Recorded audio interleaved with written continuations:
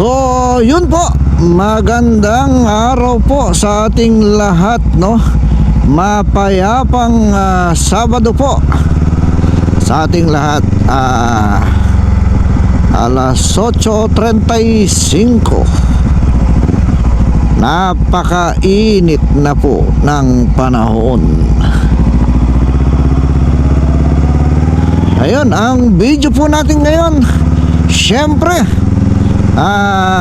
makisabayan na rin po tayo kung saan ang nangyaring road rage. Syempre,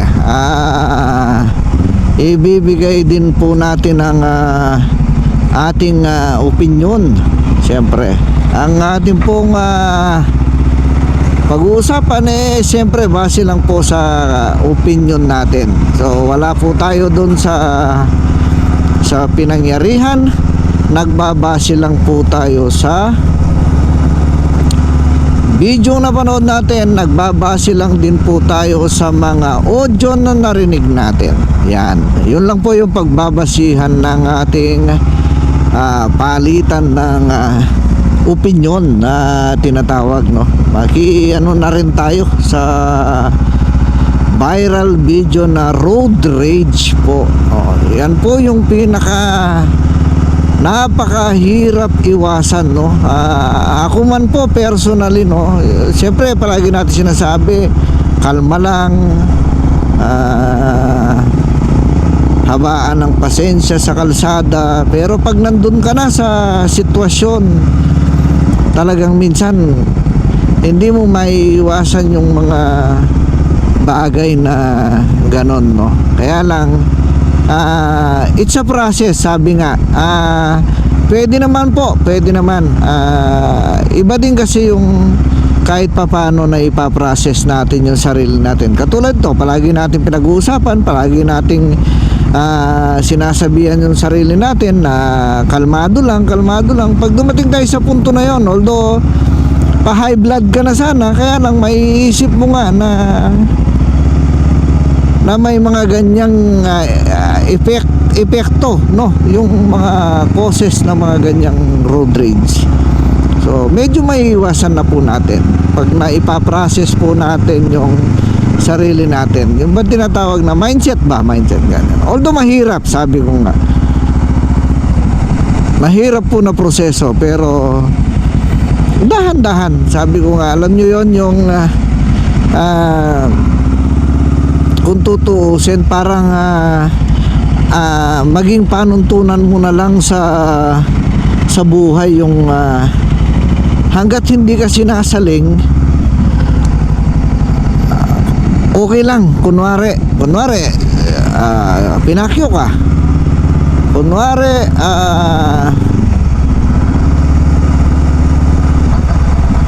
minura ka, or kung ano man ng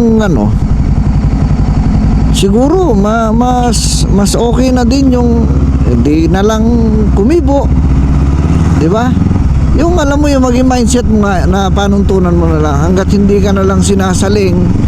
Sa panahon ngayon, hindi nung panahon noon, kasi ngayon sobrang hirap na. Nung panahon noon, pagka nag-aaway kayo, malamang sa malamang suntukan lang. Pinaka worst na po yun, suntukan lang. Totoo man. Ngayon hindi, di ba? Ang pinakasimple pa lang, paluan na, di ba? Saksakan na. Ganun na yung pinakasimple. Noon ang pinakasimple, murahan, yan, at saka duruan, yan. Nagduduruan sila, nagmumurahan, kung ano-ano sinasabi. Yun na yung pinaka-simple. Simple yun. Ang pinaka-worst na magsusuntukan sila. Yan, ganun lang po yung ngayon hindi na. Pinaka-simple po, magpapaluan sila, magsasaksakan. Pinaka-simple na yun.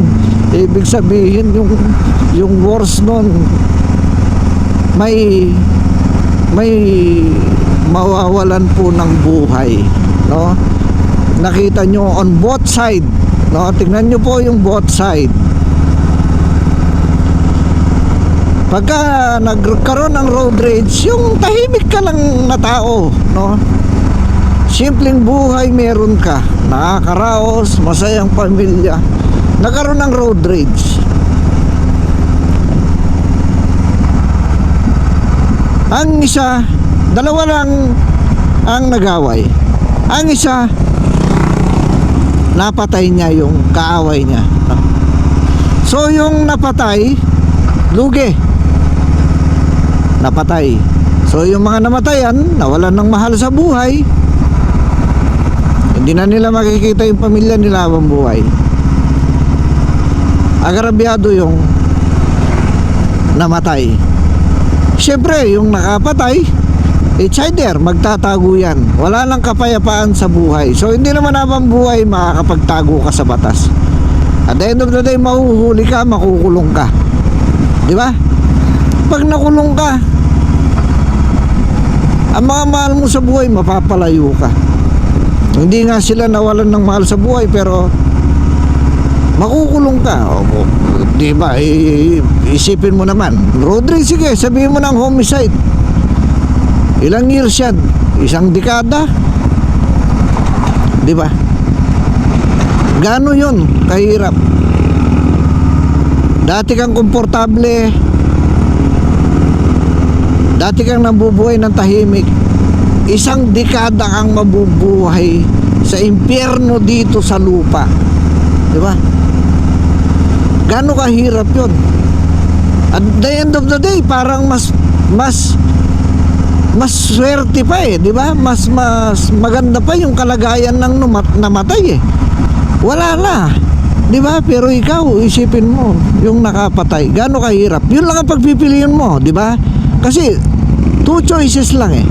Pagka kunwari, yung situation na yun, two choices lang. Ikaw ang makakapatay o ikaw ang mamamatay. Pero nakita nyo po, ano? Pag ikaw ang nakapatay, lugi ka. Pag ikaw ang namatay, lugi ka. Nakita nyo po yung punto, no? Ganun pala siya. Pag nakipag-away ka, nagkaroon ng road rage. On two separate situation, kahit saan pala, talo. Actually, hindi man talo eh. Talong-talo po tayo, no? Kaya sana lahat po pakaingatan po natin. Alam mo, di ba nga sabi ko nga sa ibang bansa nga, di ba? May muntik, yung big bike muntik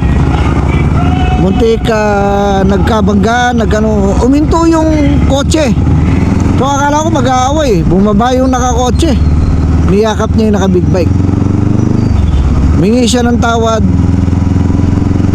kinumusta niya kung okay lang siya, huh? Tapos buhay silang parehas silang walang kaso. Palagi ko pong ulitin ko po, hindi po madali yung sinasabi ko.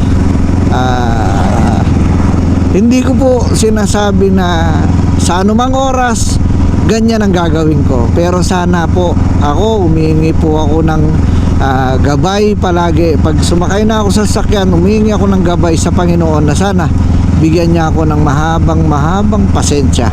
Yun lang po ang tangi nating sandigan sa pagmamaneho. Okay, maraming salamat po sa patuloy niyong pagsubaybay sa akin at pagsuporta.